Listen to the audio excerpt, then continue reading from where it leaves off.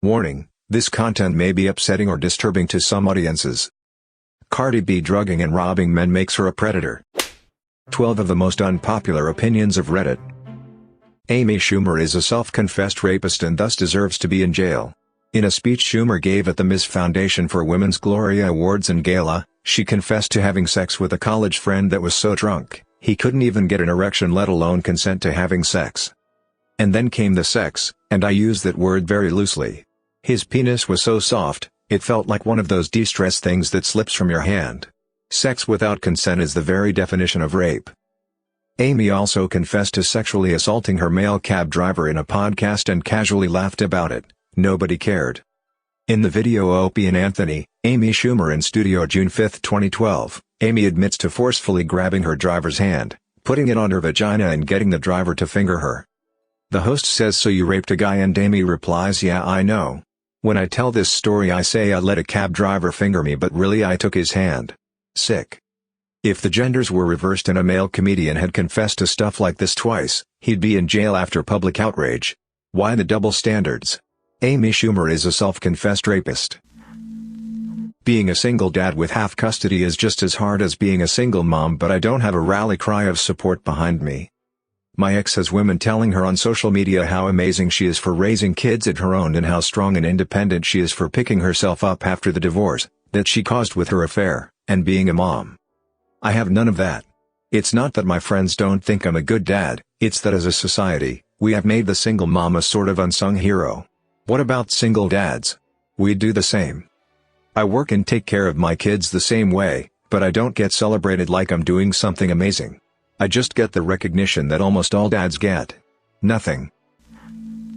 I'm all for being kinky, but certain kinks are just a mental illness masquerading as being sexually adventurous.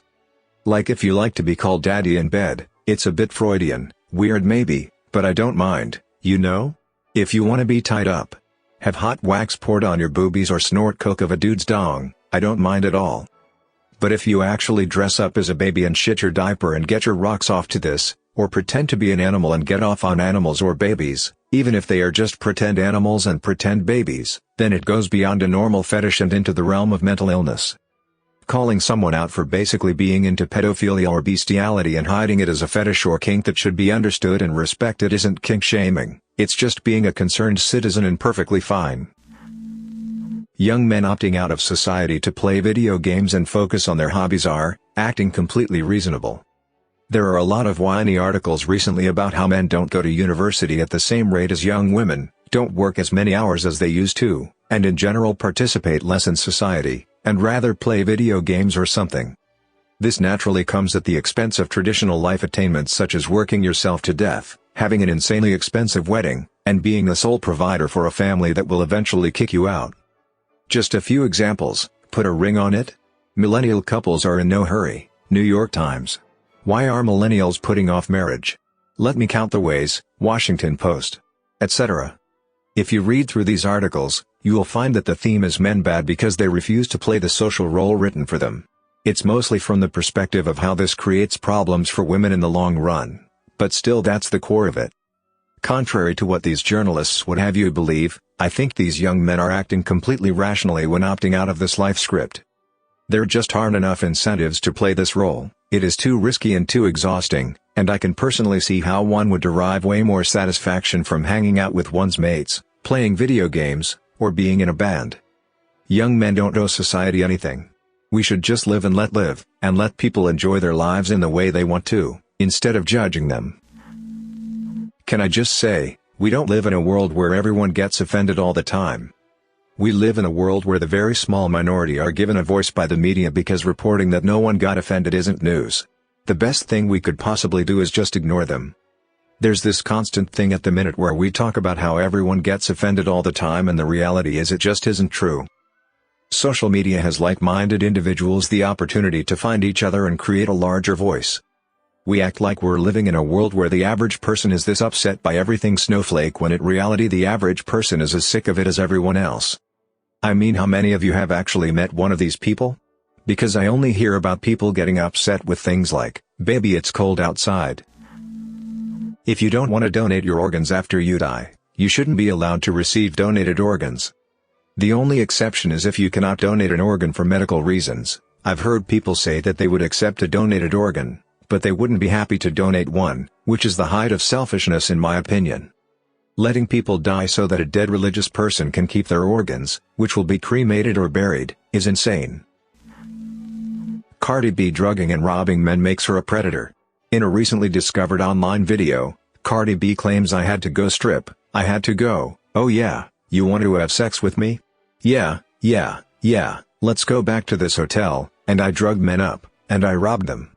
That's what I used to do. That is the work of a predator.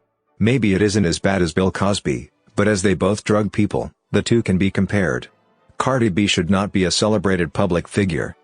As a stripper, you are already making way more than minimum wage.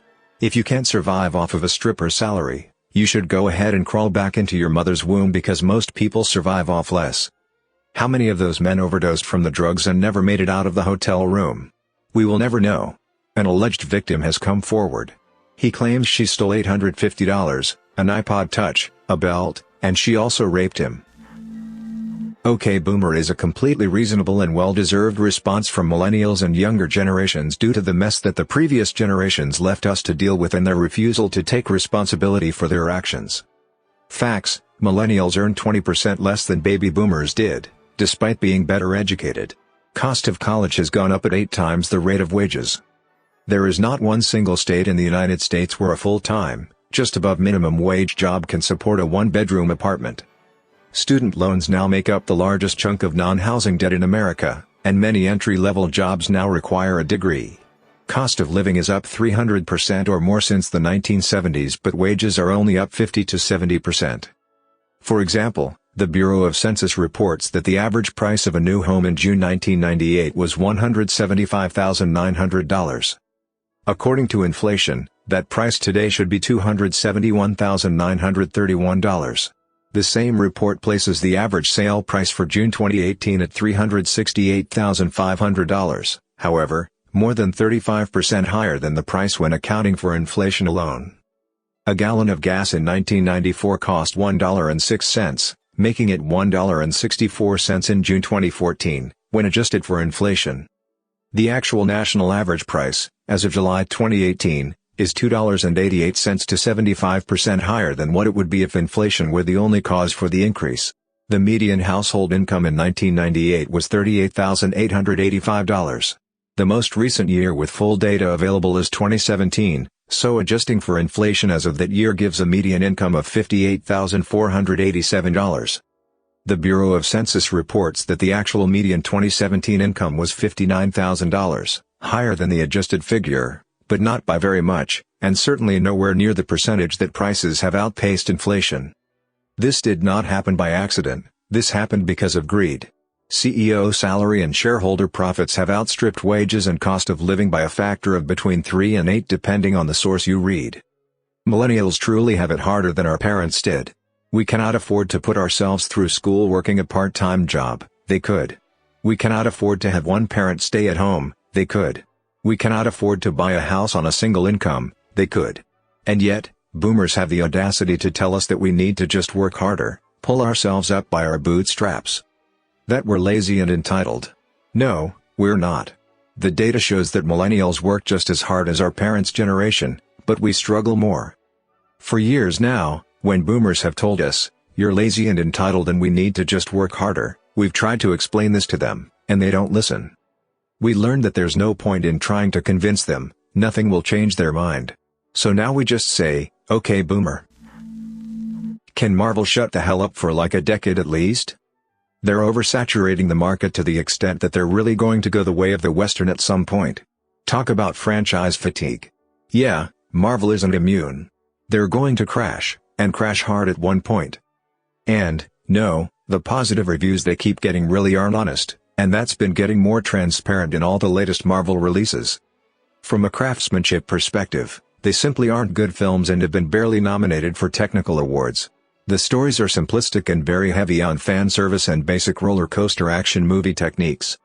They're almost identical to the Transformers movies, just with slightly better creative vision.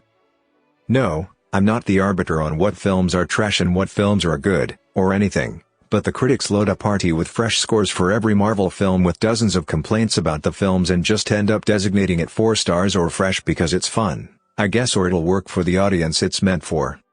These films are graded on a massive curve, and the only reason people like them is because it's in the zeitgeist too. Of all the franchises and stories that have become extremely successful across the decades, Marvel is the one that earned that success the least. It just pushes out constant, uninspired, artistically vacant films on a conveyor belt and calls them new and creative because they change up the setting a bit. No, I'm sorry, that's not the picture of creative dexterity. They're safe, bland, blow-em-up action films. We get it, females are empowered. I've got a son and a daughter, and every time I go to shop for clothes, I see girls' shirts with slogans like "The future is female" and "Future President" and "Girls Run the World." Boys? You get superheroes and monster trucks. Commercials seem to focus more on girls taking on typically boy-oriented activities now. It gets pretty old. Girls get all these awesome, uplifting, powerful messages that you can be, do, accomplish anything. Little boys? Not so much. Even calling someone bossy is frowned upon. I got corrected by a nosy woman for telling my daughter she was being too bossy with her brother.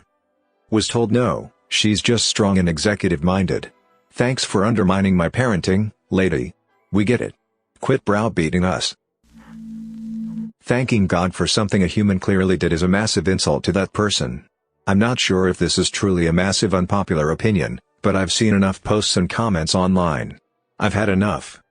I have nothing against religion. You can believe whatever you want to believe in order to get through life and live your best one. However, critiquing others, no matter how positively, by thanking a being we have no concrete proof exists for the doing of someone else is just a massive insult and injustice.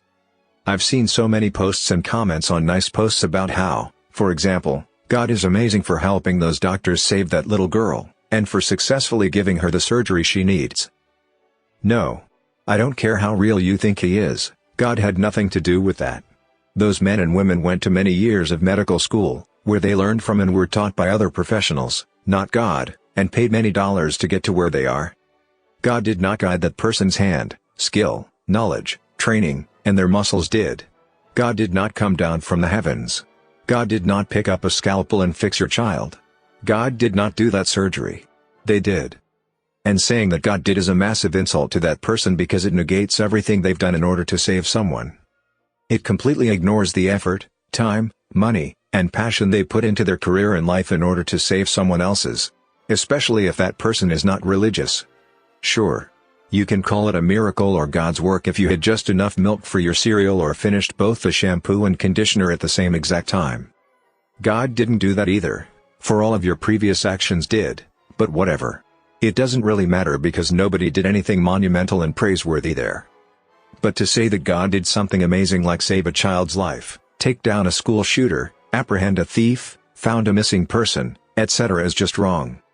It's simply appalling and unfair, and blatantly discredits the actual people who went through many tiring, challenging, immense processes to give someone something amazing. You're giving the praise to a, quite frankly, fictional being rather than the physical ones that concretely and very obviously sacrificed so much for you. It's just wrong. Preheating the oven is a scam ran by the government to take your money. Every time I buy a frozen pizza, I put that sassy bee in right when I start the oven. Why? Because I've figured it out. That's right, Uncle Sam, I'm on to you. The directions for my favorite pizza is to heat the oven to 425 F and cook for 15 minutes. My oven takes 14 minutes to preheat. So, this whole cooking process takes about 30 minutes? No way. No chance in hell. When I shove my pizza in that oven prematurely, I add 3 to 4 minutes to compensate. This means I wait a total of 18 to 19 minutes versus 30. And guess what? It tastes delicious. Ask any of my friends. I cook them frozen pizzas all the time, and they can't get enough, thanks to my unequivocal superior intelligence. The pizza turns out just fine, and it poses no health threat. Source: I've been doing this for 12 years. So nice try, Mr. President. I know you want all of us to cook our pizzas for that extra 10 minutes to make us use a little extra electricity. Maybe it isn't significant if one person cooks their frozen Italian love pie for 10 extra minutes, but you're a thinker. You're looking at the grand scheme of things. Millions of people cooking their pizza for 10 minutes extra? That's straight theft, my man. And I ain't giving in to that scheme. Thanks for listening to Radio TTS. Hit the subscribe button and activate the notification bell for more unpopular opinions. Let us know in the comments what you think about this video. And don't forget to share your opinions about these opinions.